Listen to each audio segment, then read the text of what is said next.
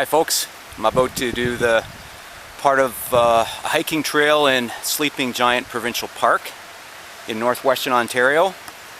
It's the start of June and the black flies are out, so we'll see how it goes. But just before I start the trail, thought I'd show you the lookout over here. Let's check it out.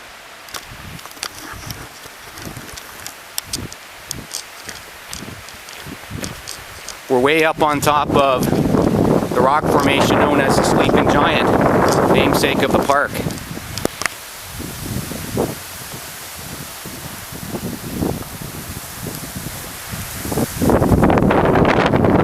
It's pretty windy. I don't know if the microphone will pick it up. That's Lake Superior.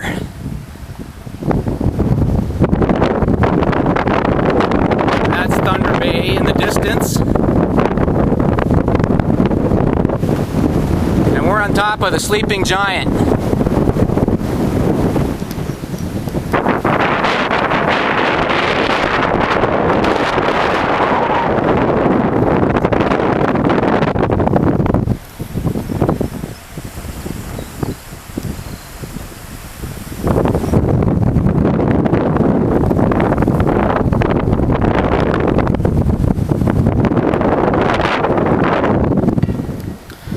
I'm going to be hiking off the top of the Giant down along the shore of Lake Superior for an overnight trip.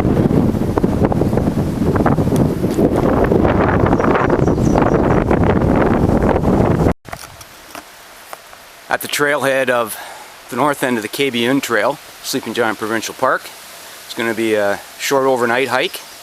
Going to see how far I can get on day one and then come back. I'm way up on top of the Sleeping Giant and I'll be going down in elevation to the lakeshore. Trails on the north shore of Superior can be quite rugged.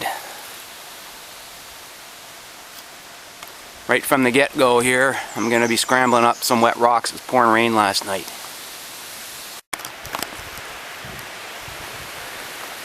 Some easy going flat rock sections. We're in the southern boreal forest here, at the southern edge of its extent. Got some white pine here, which gets into the south end of the boreal. The rest of the park is dominated by black spruce, balsam fir, birch, and poplar.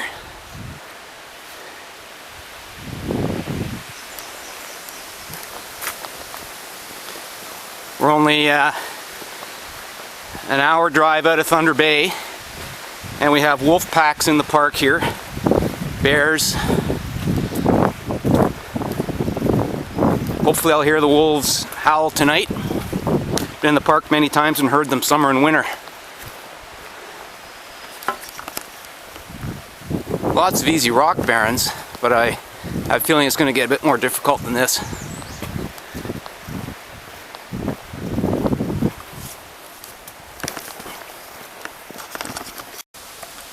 Going down.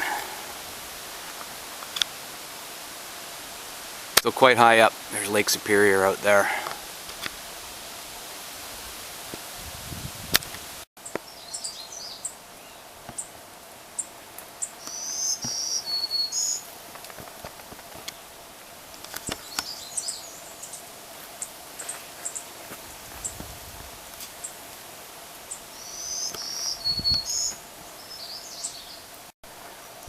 The forest here is a bit unusual. It hasn't burned in a long time, and it's kind of a mess.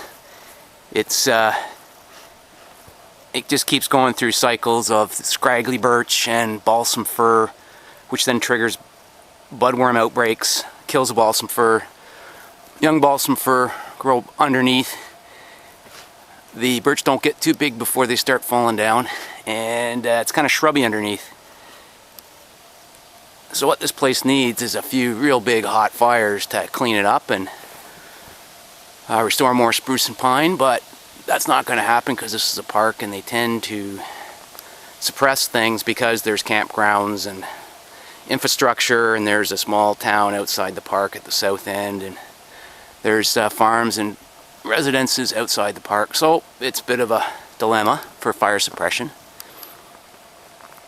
And it also doesn't burn that much because it sticks out into Lake Superior, and so it retains a humid climate. It's often shrouded in fog. In fact, there was fog this morning as I was driving out here.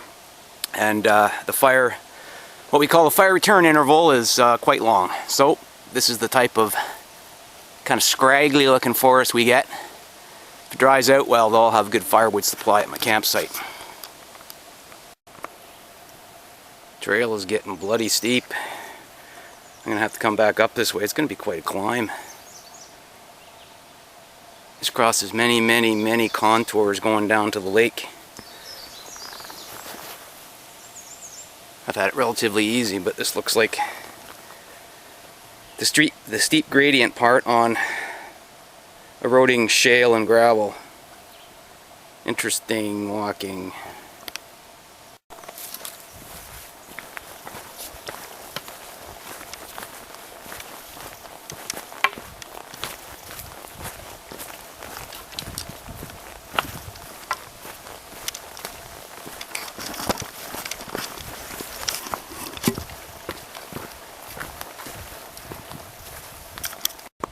This is a really good example of a birch climax forest on the coast of Lake Superior, where it tends to be foggy and moist a lot of times, so fires don't come back and clean stuff up.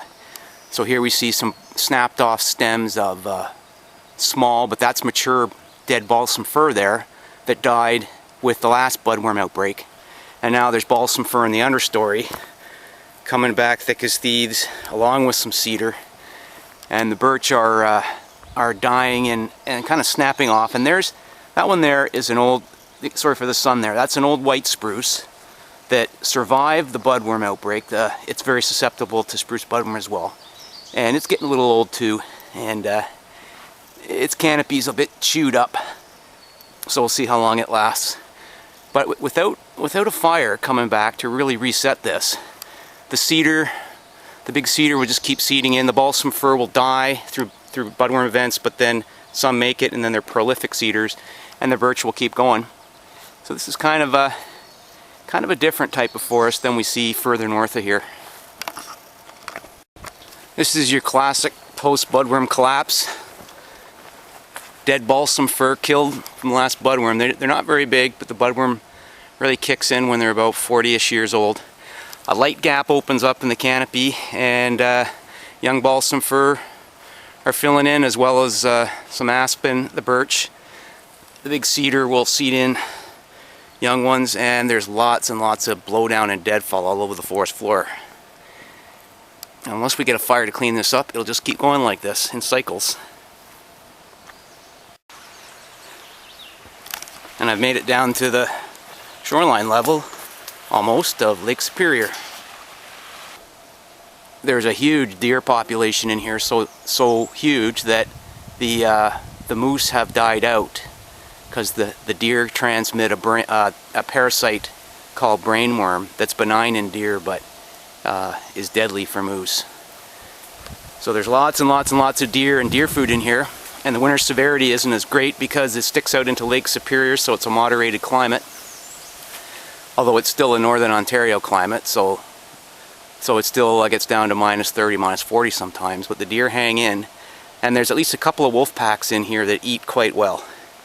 They have an unlimited supply of deer, and the deer are probably easy to catch when they get tangled up in this debris. Here's some fresh wolf scat with deer hair and bits of bone in it. It's an old forest. Lots and lots of blowdown. This is black spruce here that blew down. Bit of a grove here of spruce and poplar. And looks like a bit of a downburst came through here and knocked a lot down.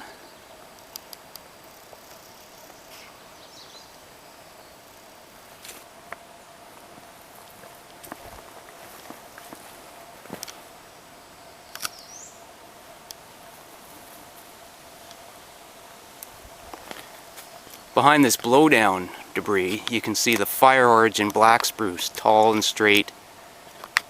Those were born in fire and would have come in in dense patches. But they're old now. They're starting to snap off in the wind.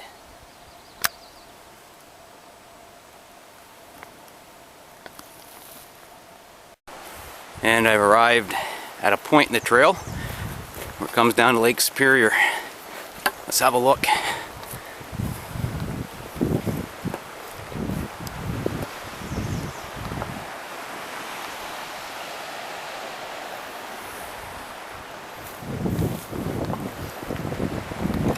Check out these rock barrens. Rock and juniper. There's an old open-growing jack pine up there. Some black spruce. In the storms, there'd be waves and ice scouring this, so that's what keeps it really open. The mighty Lake Superior. You're looking southwest there towards that's Pie Island in the background there. Thunder Bay just right in the center there on the shore. And if you keep going there past here, I'll zoom into Pie Island there. Not too far south of there is the US of A.